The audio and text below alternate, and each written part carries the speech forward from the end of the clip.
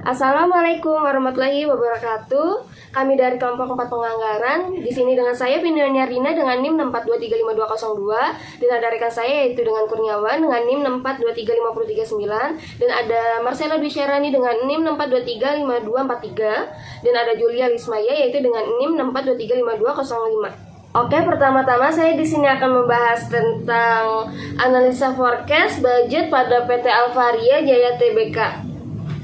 Pertama-tama di sini dulu, sebagai pengelola jaringan minimarket Alfamaret menghadapi tantangan tersendiri dalam menyusun proyeksi penjualan untuk produk-produk makanan dan minuman siap konsumsi termasuk seperti mie goreng 80 gram dan teh sosro 250 ml dengan jumlah gerai yang tersebar di seluruh Indonesia dan dinamika permintaan konsumen yang tinggi. Perusahaan memerlukan pendekatan forecasting berbasis data histori untuk memetakan tren penjualan secara periodik.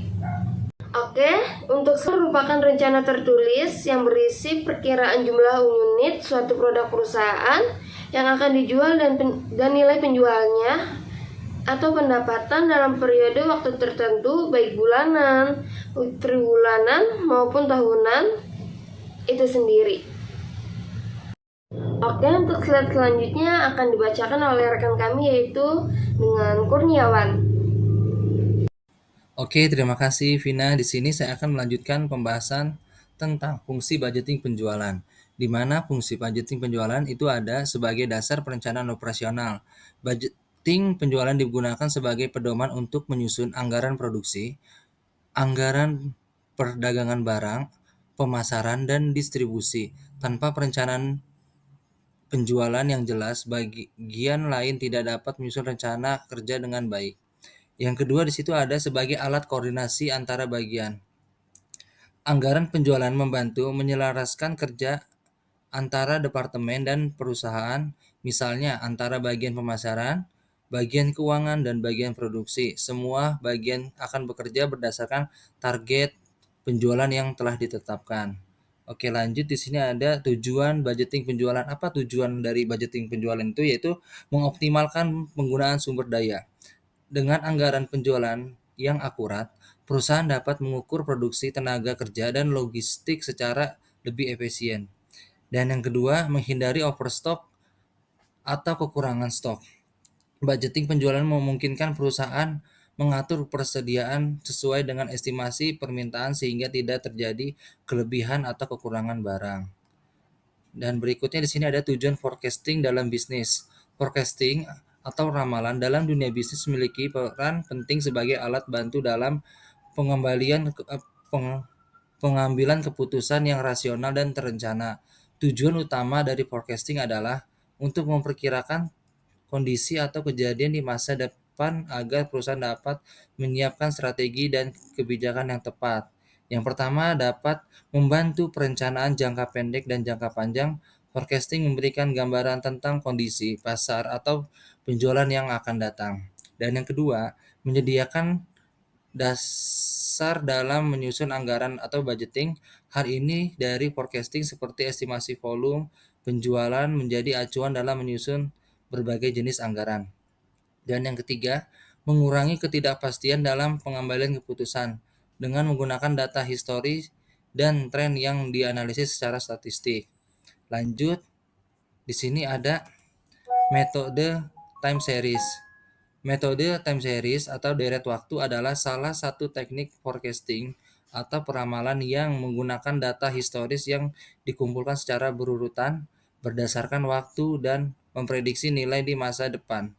Dalam konteks bisnis, metode ini sangat berguna untuk memproyeksikan penjualan, permintaan maupun tren pasar.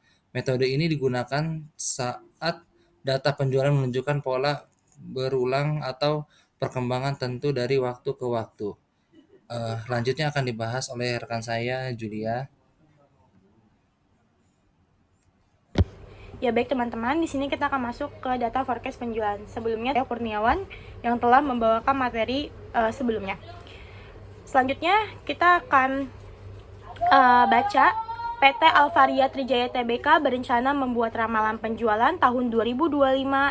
Adapun data penjualan aktual selama 4 bulan terakhir sebagai berikut, di mana mie goreng 800 gram dari bulan Januari sampai April. Di sini mie goreng 800 gram dilambangkan menjadi Y, yaitu sebagai unit, di mana Januari itu ada 500 unit, terus Februari ada 480 unit, Maret ada 530 unit, April ada 570 unit. Selanjutnya harga jual mie goreng itu dilambangkan sebagai X. X itu adalah harga penjualan. Selanjutnya di Januari itu harganya 3.000. Lalu di Februari itu harganya 3.300. Di Maret itu harganya jadi 3.600. Di April itu harganya 3.900. Di sini ada X kuadratnya adalah 9 juta. Lalu di sini juga ada 10.890. Terus ada 12 960, ada 15 210 dan 48 4860. Soalnya adalah pada tahun 2025 PT Alvari Trijaya Tbk berencana menjual satu produk unit, yaitu mie goreng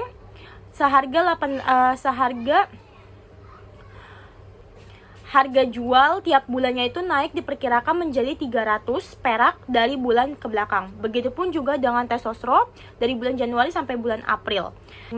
PT Trijaya Tbk berencana menjual satu unit produk tes sosro 250 ml. Harga jual per unitnya atau per piece-nya itu harganya sekitar 4.000. Harga kenaikan jualnya itu untuk tahun 2025 mendatang diperkirakan 400 perak dari bulan ke belakang. Ya, baik, selanjutnya kita akan menghitung data forecast penjualan. Di sini saya akan mengambil contoh mie goreng.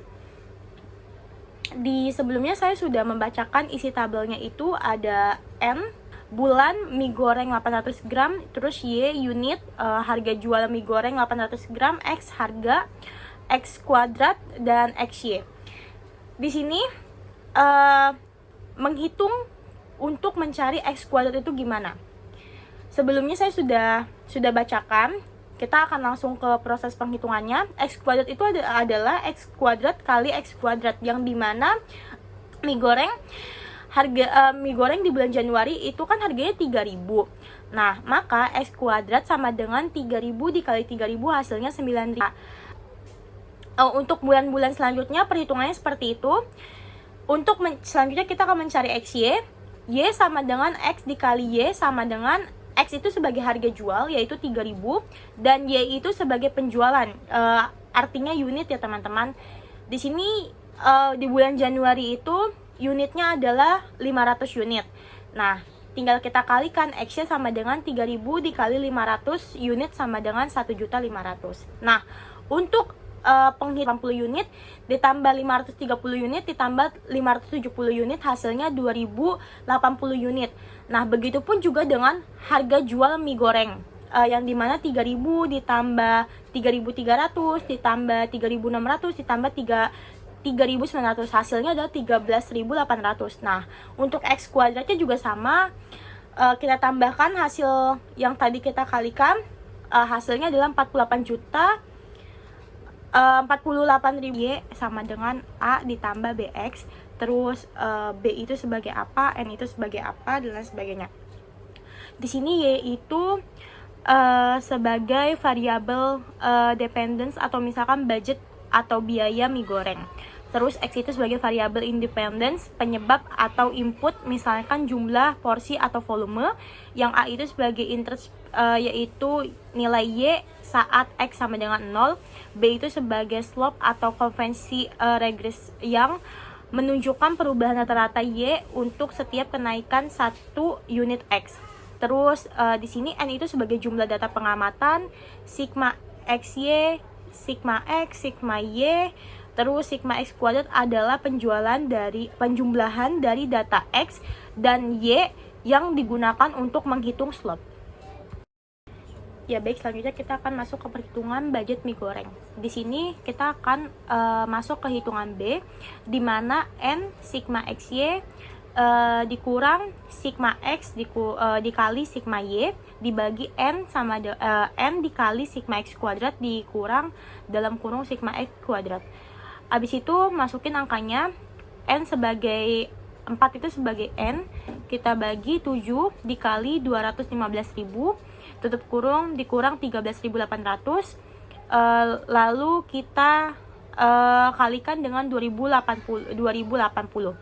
Habis itu 4 dikali 48.060 dikurang 13.800 kuadrat sama dengan 28.860 dikurang 28.704 dibagi 192.240 dikurang 190.440. B-nya sama dengan 156 dibagi 1.800, hasilnya 0,086867. Lalu kita masuk ke hitung yang A, di mana sigma Y dikurang BX dibagi N sama dengan 2080 dikurang 0,0867 dikali 13.800 dibagi 4 sama dengan 42.080 dikurang 1196,4 dibagi 4 sama dengan 488,354 bagi 4 sama dengan 220,885. Persamaan registrasinya Y sama dengan 220,885 ditambah 0,0867X. Forecast tahun 2025, harga jual diperkirakan 420. Y sama dengan 220,885 ditambah dalam kurung 0,0867 dikali 4.200, tutup kurung sama dengan 220,885 ditambah 364,14 sama dengan 585 0,3 unit, atau kita bulatkan menjadi 585 unit. Anggaran perkiraan per bulan. Anggaran perkiraan untuk mie goreng 800 gram per bulan adalah Januari sama dengan 30% dikali 585 unit dikali 4.200, hasilnya 731 100. Februari 20% dikali 585 unit dikali 4.200, hasilnya 491.200. Maret adalah 20% dikali 585 dikali 420, hasilnya 491.200. Lalu April 30% dikali 585 dikali 4.200, hasilnya 731.100. Ya, selanjutnya kita akan menghitung budget tes sosro, di mana perhitungannya juga sama kayak tadi, cuma beda di angkanya saja, di mana 4 dikali 13.484, lalu kita kurangkan 18.400 dalam kurung 2.920 sama dengan kita bagi juga 4 juta 85 juta 4 juta dikali 85 juta 440 dikurang 18.400 kuadrat sama dengan 53 juta 936 dikurang 53 juta 728 ribu, terus dibagi 341 juta 760 dikurang 338 juta 560. Selanjutnya hasilnya adalah 288 dikurang 3 juta 200, hasilnya 0,065. Kita masuk ke perhitungan yang A.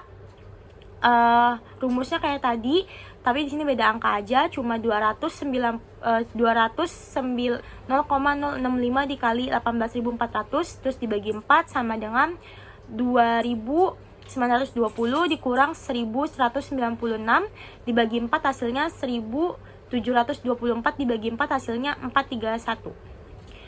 Forecast 2025, harga jual diperkirakan 5.600. Y sama dengan 431 ditambah 0,065 dikali 5.600 sama dengan 431 ditambah 364, hasilnya 759 unit, 795 unit. Anggaran perkiraan per bulan. Di bulan Januari 30% dikali 795 unit dikali 5.200, hasilnya 1.240. Februari 20% dikali 795 unit dikali 5.200, hasilnya 826.000. Lalu ini hitungannya unit ya teman-teman, jadi 826 unit. Terus udah gitu Maret sama 20% dikali 795 unit dikali 5.200 hasilnya 1.240.000. April 30% dikali 795 unit dikali 5.200 hasilnya 826.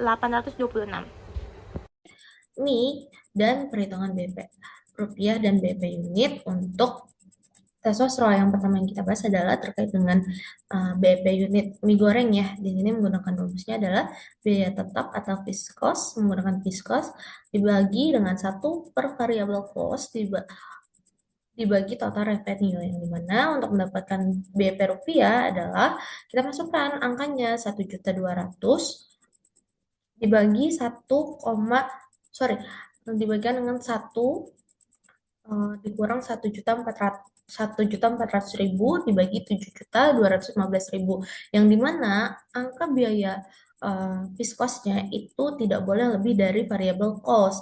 Maka kita membuat untuk biaya tetapnya atau fixed cost-nya adalah di angka 1.200.000. Lalu mendapatkan hasil 1.200.000 dibagikan dengan 1 dikurang 0,1940. Maka jika diperkecil kembali, maka mendapatkan hasilnya di angka 0,806.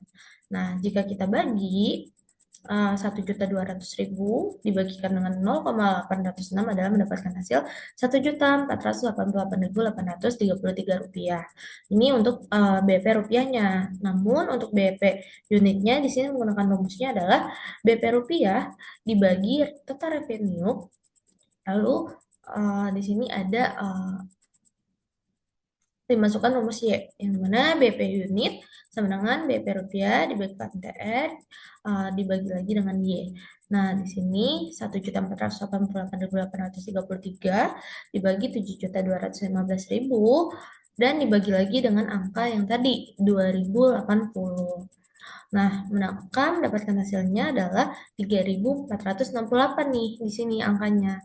Nah, maka dari situ 1.488.000 dibagi dengan 3.468 mendapatkan BP unitnya adalah 429 unit. Ini untuk BP unit mie goreng. Nah, untuk BP tes sosro rumusnya sama ya, maka kita masukkan saja langsung untuk angkanya 1.500.000 dibagikan dengan 1 dikurang 1.900.000 dibagi dengan total keseluruhannya adalah 13.484.000. Maka jika diperkecil mendapatkan hasilnya 1 dikurang 0,1409. Jika diperkecil kembali, maka mendapatkan hasilnya 0,8591.